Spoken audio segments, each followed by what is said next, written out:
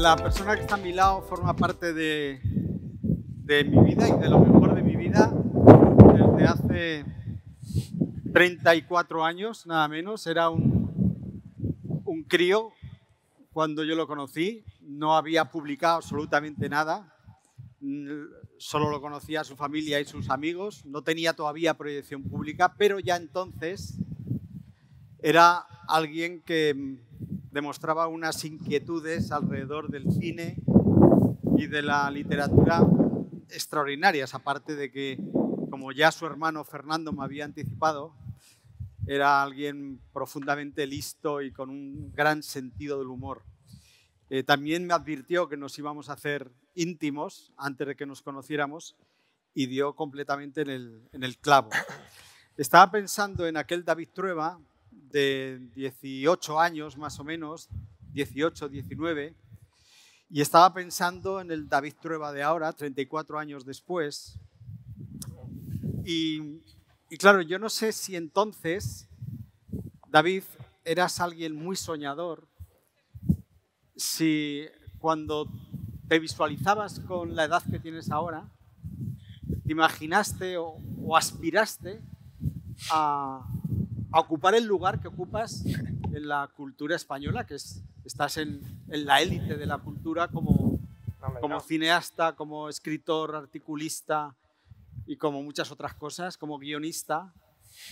No sé si en ese momento, si te hubieran dicho a ti con 55 años, mirando hacia atrás, podrías... No, bueno, buenas tardes a todos. Gracias, buenas tardes. Gracias, Luis, por considerarme que formo parte de la élite. Yo no creo que sea para tanto. O sea, vivo de esto, que creo que era el sueño principal, sobre todo no tener que hacer muchas cosas que no te gustaran o que te sintieras como forzado a hacer. Evidentemente, en el momento aquel del que hablas, que nos conocimos, yo no solo no pensaba, o sea, tenía incluso varios planes, ¿no?, de supervivencia más o menos establecidos. Había estudiado, por ejemplo, había estudiado la carrera de periodismo, no sé si estaba empezándola entonces, Sí. Y una de las razones también era que el periodismo me gustaba y consideraba que si todo lo demás pues no conseguía pues escribir, no conseguía hacer alguna película y tal, pues el periodismo podría ser una disciplina que me gustaba, que disfrutaba y que por lo tanto podría a lo mejor encontrar ahí un hueco, ¿no? Como encontré al principio. En mis primeros trabajos tenían, yo creo, más que ver con el periodismo que con el cine y la literatura, pero luego, bueno, ha ido todo un poco rodado y la verdad es que lo que sí siento es estar exactamente en el mismo sitio que estaba mentalmente. O sea, sigo pensando que lo bonito no es tanto dónde estás y qué alcanzas con lo que haces, sino hacer lo que haces. Escribir un libro de vez en cuando, intentar hacer una película de vez en cuando. Luego ya lo que piense, o sea, a dónde te lleve eso es azar, ¿no? Es que tengo la sensación de que tú tienes una relación muy buena con la vida, ¿no? Y con lo que la vida te ha dado o has conseguido, te has encontrado. Porque yo conozco a gente hace también muchísimos años que ni locos hubieran aspirado a llegar donde han llegado y los ve ahora y se quejan todo el rato. Digo, pero chico, o sea, ¿tú te acuerdas de cuando tenías, que te conocí yo, 20, 21 años, que esto te hubiera parecido una locura? Y me parece que eso también habla muy bien de tu relación con la propia vida, ¿no? De la capacidad incluso de agradecimiento que tienes hacia ella. Sí, puede ser. Hay gente que es muy... Yo creo que a lo mejor, no sé, si tiene una expectativa demasiado elevada de sí mismos o que efectivamente la vida les ha sido adversa, pero en general yo creo que eso que dices tú es más bien una forma de actitud, ¿no? Hoy en el tren lo veíamos, ¿no? Ha entrado un grupo así como muy asalvajado de chicos jóvenes, o ya no tan jóvenes, pero muy... Y he pensado, no es una actitud en la vida, ¿no? Entonces sí, la verdad que mi actitud ha sido siempre la de saber que las cosas importantes suelen estar fuera del ojo público y ahí es donde tienes que resolver tus problemas, y los problemas no vienen de si te reconocen o no te reconocen, o si tienes éxito o no tienes éxito. Eso yo creo que es secundario.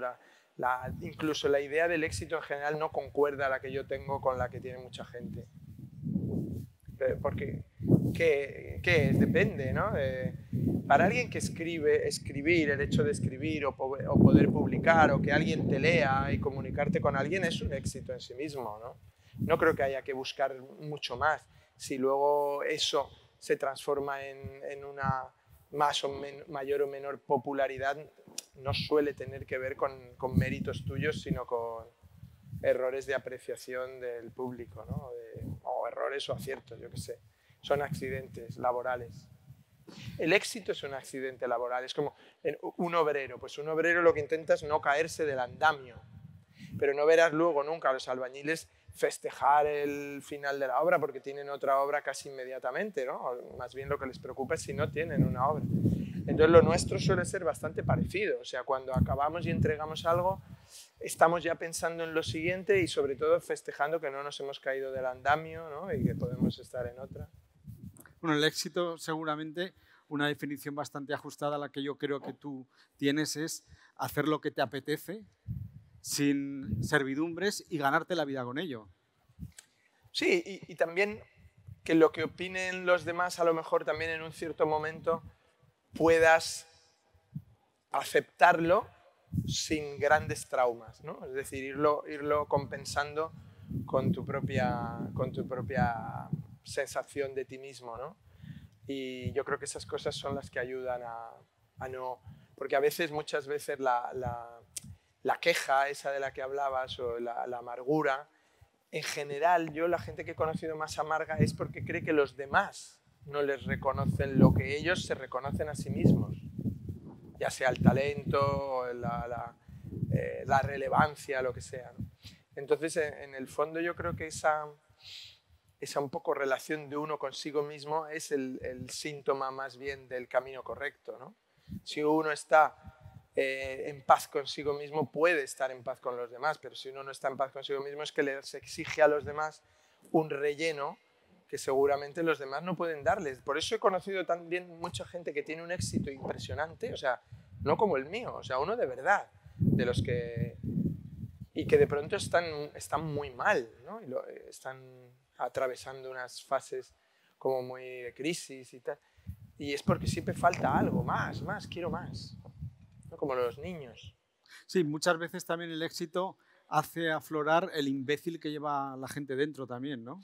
Sí, pues sobre eso hay una gran controversia que yo he tratado de analizar a lo largo de mi vida por mucha gente que he conocido que ha tenido éxito, y entonces he pensado si el éxito los cambiaba para peor o no. En general, casi todas las experiencias que yo he, digamos, observado, el que era idiota con el éxito es idiota relevante, o sea, un idiota notable, y el que era buena gente es una buena gente bastante manifiesta. No he visto grandes cambios de personalidad. Lo que sí hay a veces es una sobreprotección, ¿no? Porque claro, la gente se sobreprotege a veces. Pero vamos, la gente de más éxito que yo he conocido, y he tenido la suerte de conocer a 3 o 4 de verdadero, no éxito, sino relevancia profesional, me han parecido siempre gente súper humilde. Y siempre he contado que no sé si alguna vez contigo lo he contado, que una vez que estuve con Billy Wilder, lo que me sorprendió es que cuando llevábamos 20 minutos hablando, él tenía casi 90 años y yo 21, 22, y cuando él llevaba 20 minutos hablando me hacía preguntas él a mí sobre lo que yo quería hacer y tal, y entonces pensé, estoy perdiendo miserablemente esta oportunidad, este señor no deja de hacerme preguntas que tengo que contestar por ser cortés, pero yo lo que querría es hablar de él, ¿no? Y él no tenía un gran interés en demostrar que era lo que era, porque es que lo era, ¿no? Entonces ya sí hubo un momento que dije, no, pero pero a ver, es que tal, y me dijo, a ver, no, ¿qué piensas de no sé qué? Y entonces ya empezamos a hablar de su obra y tal, pero vamos, con un respeto así como muy... No querría yo pasar de puntillas por este asunto de tu relación con Billy Wilder. Porque, no, ninguna relación. No, quiero decir, pero que es una experiencia como para contar. Es decir, yo conozco a poca gente que ha tratado a Billy Wilder. O sea, es como... Hombre, tratado tampoco. No, pero cuenta, es que es una cosa que yo sé, pero que me parece que sería muy oportuno que contaras, que tú te resistías a llamarlo. Claro. Y era Billy Wilder quien a tu hermano Fernando le dijo, pero tu hermano David no me va a llamar, que está en Los Ángeles. Eso me parece tremendo. Pero todo el mundo lo va a entender perfectamente. Yo fui a Los Ángeles y mi hermano Fernando había establecido una pequeña amistad con él, ¿no? Y entonces en una de las charlas, de las conversaciones, le había dicho, este año va a venir mi hermano a vivir a Los Ángeles, y él vivía en Wilshire Boulevard. Y entonces, que tú tenías 21 años. Sí, ¿no? Sí, 22. Y entonces él le dijo, pues cuando venga que me llame y si le puedo servir de ayuda en algo y tal, y así le conozco. Y yo, por supuesto, entendí que eso era una forma de cortesía y nunca, claro, no le llamaba. Y entonces hablaba a veces con mi hermano Fernando y me decía, ¿has llamado a Billy Wilder? No, pero llámale, que tal. Y no sé, y yo, que no. Me da vergüenza. No, hombre, no, tú llámale. Y entonces ya finalmente un día me llama mi hermano y me dice, oye, ayer he hablado con Billy Wilder y me ha dicho, dice, por fin vino tu hermano a Los Ángeles. Dice, sí, lleva allí 6 meses. Y dice, y no me ha llamado. Claro, para él solo soy un viejo que ya no tiene ningún interés, que ha pasado a la historia y ya no tiene... Es verdad que, claro, la gente mayor a veces tiene esta sensación de que los jóvenes ya no quieren saber nada de ellos, y tal, cosa que suele ser cierta. Pero entonces yo me di cuenta que estaba yo deprimiendo a Billy Wilder, o sea, es decir, que Billy Wilder estaba en crisis, porque pensaba que yo no le llamaba por desinterés y yo no le llamaba por educación. Yo soy de una persona siempre muy tímida, aunque a la gente tiene una idea como más extrovertida y tal, pero a mí me ha costado mucho molestar a los demás. Y yo he conocido a gente que me ha dado su teléfono, oye, cuando vengas a Roma llámame, y lo he roto al salir, porque ¿cómo vas a llamar a alguien, ¿no? Entonces en este caso lo hice, y la suerte es que mi hermano, que tiene un carácter mucho más laborioso que el mío, me insistió. Entonces le llamé a Billy Wilder para no hundirle, o sea, para que no se sintiera. Me parecía injusto que uno de los grandes genios del cine pasara un mal rato. Y entonces efectivamente él me cogió y me dijo, yes, oh, David, ¿qué haces hoy? ¿Por qué no vienes a verme hoy? Y tal. Y yo estaba en medio de las clases y me dijo, ¿qué estás haciendo ahora? Y digo, nada. Y fui inmediatamente. Y estuvimos todo el día allí, comimos juntos y fue muy bonito, pero no tuve una relación, Luis. Eso es... Bueno, ya, pero más que ninguna otra persona que me haya conocido aparte de tu hermano. No, claro, claro. La charla se llama El cine. También conocí a Vittorio Gassman. Ah, bueno. ¿Y qué tal? Muy majo. Muy bien. Y a Woody Allen también lo has conocido. Woody Allen también, sí. Eso es un buen tema también, o sea, cuando conoces a uno de tus grandes... Y a Kim Basinger. A Kim Basinger. ¿Y qué diferencias y afinidades encontraste entre Kim Basinger y Billy Wilder? Que era mucho más alto Billy Wilder. Ella era sorprendentemente baja, porque no sé por qué teníamos como una idea de que era más alta, pero siempre el cine parece que la gente es más alta, ¿no? También me sorprendió, por ejemplo, Harrison Ford, que es alto, pero no es tan... O sea, no es... Y me gustó mucho una cosa de Harrison Ford, que hace todo muy despacio. O sea, con mucha... Me pareció muy interesante. La gente que hace cosas normales, o sea, pero que hace esto, ¿no? Me parece que es muy interesante. O sea, en general, los que no somos interesantes lo hacemos todo como corriendo, ¿no? Y la gente que sabe que es interesante lo hace como muy despacio, ¿no? La charla se llama El cine en la literatura. Os lo recomiendo. Si vais a alguna entrevista de trabajo, por ejemplo, haced todo muy despacio. A ver qué pasa y ya me contáis si os coge. No, que digo que esta charla se llama El cine en la literatura, la vida. Y claro, yo estoy pensando que en muchas de tus películas, novelas y libros has proyectado tu propia vida de una manera más evidente o no. Y ahora me gustaría hablar de un libro que todavía no ha salido, que tiene relación con otro que sí que escribiste, te publicaste hace un par de años o 3, Ganarse la vida. Y el próximo año publicas un libro titulado Mi 69. Siempre decepcionando al público, claro. Porque todo el que oye Mi 69 va a pensar inmediatamente, obviamente, que voy a contar mi experiencia, ¿no? de la posición, ¿no? Sí. Creo, ¿no? Sí, sí, Mi 69. Yo es lo que pensaría en cualquier libro. No es posible pensar en otra cosa. Es verdad que hablo del 69, ¿no? Lo menciono, pero no se habla mucho de mis 69. Pero cuento, claro, yo nací en 1969, entonces es un libro, es un cuadernito más que un libro de estos que hace Anagrama ahora, que están muy bien porque son libros como sin grandes... Es un libro como pequeño y que hice este de Ganarse la vida también, y es un libro sobre el año 69 en el que cuento lo que me rodea cuando nazco y cómo tiene la influencia que tiene sobre mí. O sea, como si fuera todo aquello... Mira, la gente suele insistir mucho en que se valore mucho lo que se ha hecho a sí misma, ¿no? Se oye hablar mucho a gente, yo me he hecho a mí mismo, y valoran muy poco lo que les hizo ser que ya estaba cuando ellos llegaron, ¿no? Que suele ser obviamente la familia, el país en el que nacen. Yo, por ejemplo, he tenido muchos amigos de países que la gran diferencia entre él y yo, o ella y yo, es el país donde nacimos. Claro. O sea, es decir, en todo lo demás podríamos ser casi hermanos. Sin embargo, el que ella ha nacido en Argentina y yo en Madrid, o que ella ha nacido en Bolivia y yo, o él ha nacido en México y yo en Madrid y tal, pues nos cambia mucho la forma de ser, y con lo cual ahí no hay nada nuestro, ¿no? Y entonces eso me interesaba especular, porque además el 69 fue un año muy interesante, y en qué medida las cosas se posaron sobre mí sin yo saberlo, ¿no? Mientras estaba en el vientre materno. Tú perteneces a una familia numerosa, tus padres tuvieron 8 hijos, tú eras el más joven de los 8 hijos, tus padres pertenecían a la clase trabajadora, en un barrio humilde de Madrid, el barrio de Estrecho. Eso yo supongo que con el paso del tiempo lo has ido valorando de una manera más precisa hasta qué punto pudo configurar tu personalidad y tu manera de estar en el mundo, ¿no? Sí, por ejemplo, siempre he pensado que hay rasgos, digamos, de mi carácter que tienen mucho, yo creo que todo el mundo descubre rasgos de su carácter que tienen mucho que ver con sus padres, especialmente cuando se va haciendo mayor. De niño y adolescente piensas que no te pareces en nada, luego te sorprendes diciéndole a tus hijos algo que te decían tus padres o haciendo algo de la manera en la que ellos lo hacían, porque es como tu modelo, ¿no?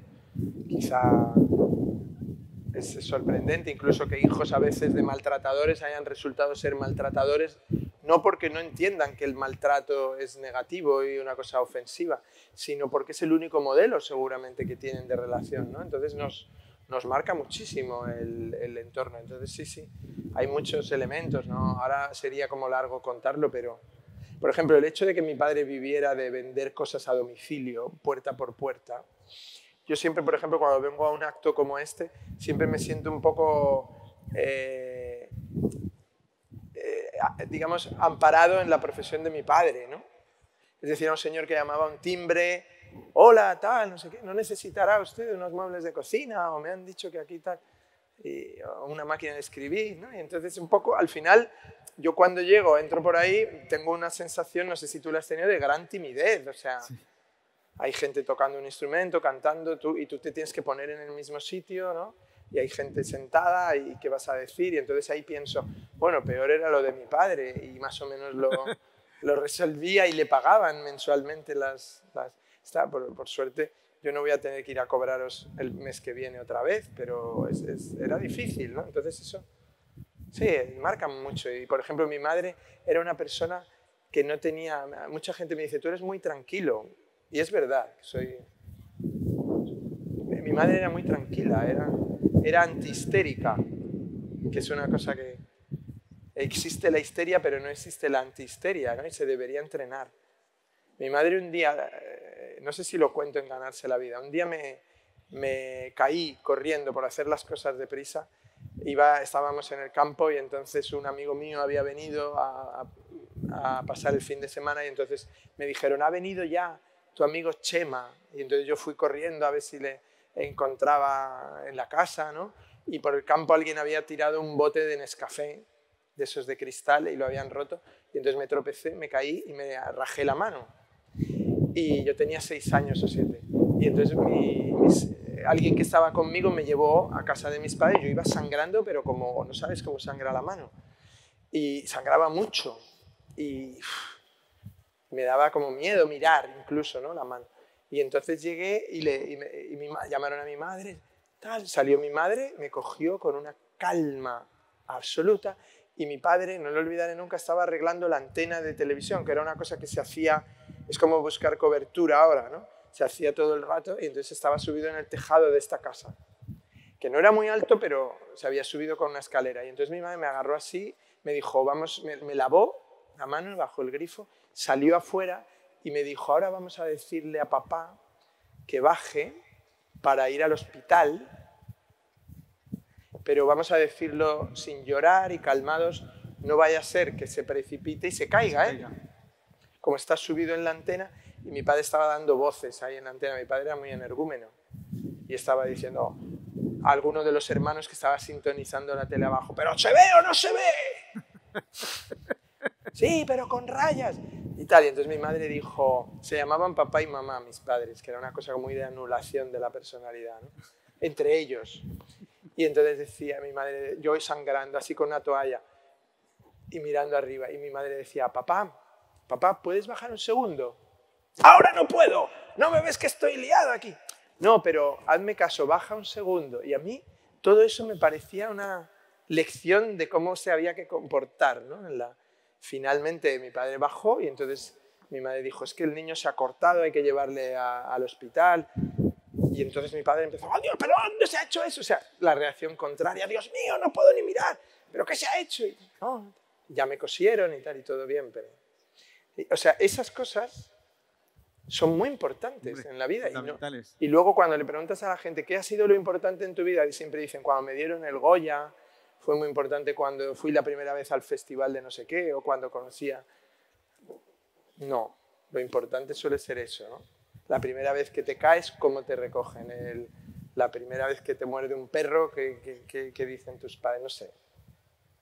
¿Cómo te enseñan a nadar, por ejemplo? ¿Cómo te enseñan a nadar? Marca el resto de tu vida, ¿no? Porque yo ahora veo padres que hay... O sea, por ejemplo, hubo una época, no sé si os acordáis, que para enseñar a nadar a la gente decían que lo mejor era tirarles a la piscina al niño. Sí, a mí me enseñó... No, ya verás que el bebé sale porque somos anfibios. Me enseñó mi padre así, justo. ¿Tu padre te enseñó así? ¿Te tiró? Sí, sí. ¿A dónde? ¿A una piscina? A la balsa que teníamos ahí. Sí, sí. ¿Y? Instinto de supervivencia. Sí, sí, claro, como un perrito ahí. No, a nosotros nuestro padre nos enseñaba por una metodología completamente inútil que consistía en agarrarte muy fuerte de las muñecas, meterse en el agua él contigo y hacer así. Y entonces cuando él ya se iba, frustrado porque no aprendíamos a nadar, entre otras cosas porque las manos las tenía sujetadas él, mi madre se tomaba una... Es que eran como muy contrastados mi padre y mi madre. Es muy bueno porque es como educarte en 360 grados. Bueno, aparte es que casi pertenecían a generaciones distintas, porque era mucho mayor tu padre que tu madre. Se llevaban 16 años, sí, sí, sí. De hecho, y encima tú naciste el octavo, que a mí me hacía muchísima gracia cuando decías, es que cuando mi padre me engendró, él ya tenía el semen caducado. Sí, sí, sí, claro, claro. Bueno, era caducado porque no salí Carl Lewis, ¿no? Un tío de 1,90 m. Bueno, Carl Lewis, ¿quién es Carl Lewis ya? El otro día le vi llevando la antorcha, está hecho polvo también, están todos fatal. Bueno, pero era un hombre muy atlético cuando éramos niños, ¿os acordáis? No, sí, sí, claro, era un semen gastado y maltrecho. Pero lo que era bonito era que mi padre se llevaba 16 años con mi madre se llevaba 18 años con mi hermano mayor, o sea, lo tuvo a los 18 años, y mi hermano mayor se llevaba 18 años conmigo. Entonces yo a veces fantaseaba, porque dicen que una generación son 15 años, más o menos, Pero yo fantaseaba con que en el pasillo de mi casa, que era muy estrechito y dormíamos todos en habitaciones compartidas, pero había un pasillo, que en el pasillo de su casa convivíamos 4 generaciones, o sea, claro, nos cruzábamos 4 generaciones. Que es bonito pensarlo, ¿no?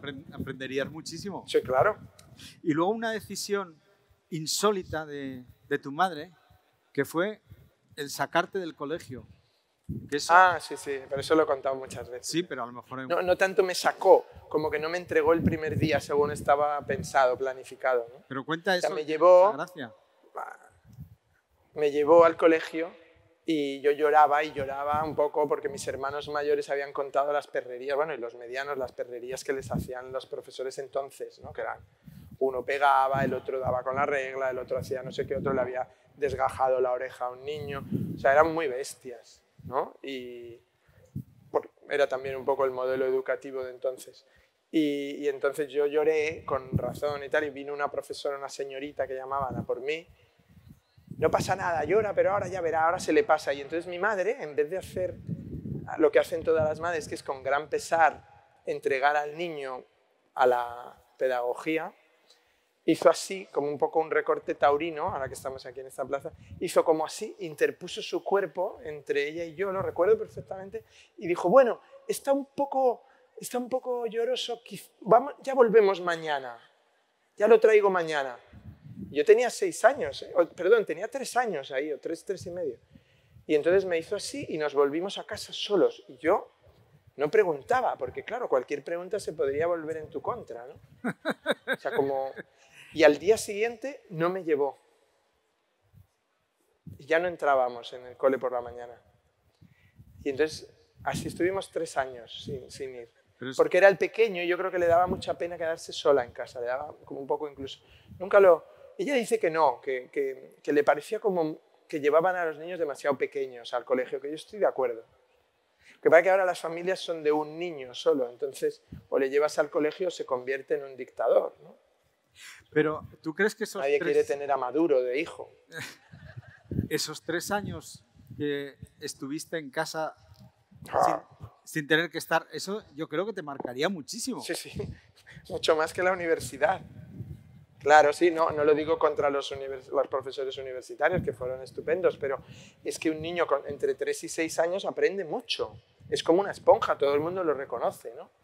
Entonces, claro, ahí también hay que contar que no había televisión, que hubiera sido una cosa embrutecedora, y había una radio... Sí que había televisión. Había televisión, pero empezaba a las 2 de la tarde. Vale, es verdad, sí. O a las 3, no recuerdo exactamente, pero no por la mañana. El informativo, sí. Sí, no por la mañana no había. Había carta de ajuste. Sí, es verdad. ¿Y no veías la carta de ajuste? A veces sí. O sea, fíjate el grado también de aburrimiento. Pero no, sobre todo elegíamos, o sea, íbamos a la compra, era lo más importante que hacíamos, y planchar, y ahí se aprende un montón. Yo a los niños les llevaría a la compra desde pequeños. O sea, yo suprimiría primero de primaria y lo transformaría en primero de compra. Y entonces ir a la compra, tocar los productos, entender qué tal, ¿no? Yo creo que ahora sería una buena escuela. Sí. Y también escuchabas mucho la radio. Escuchábamos mucho la radio.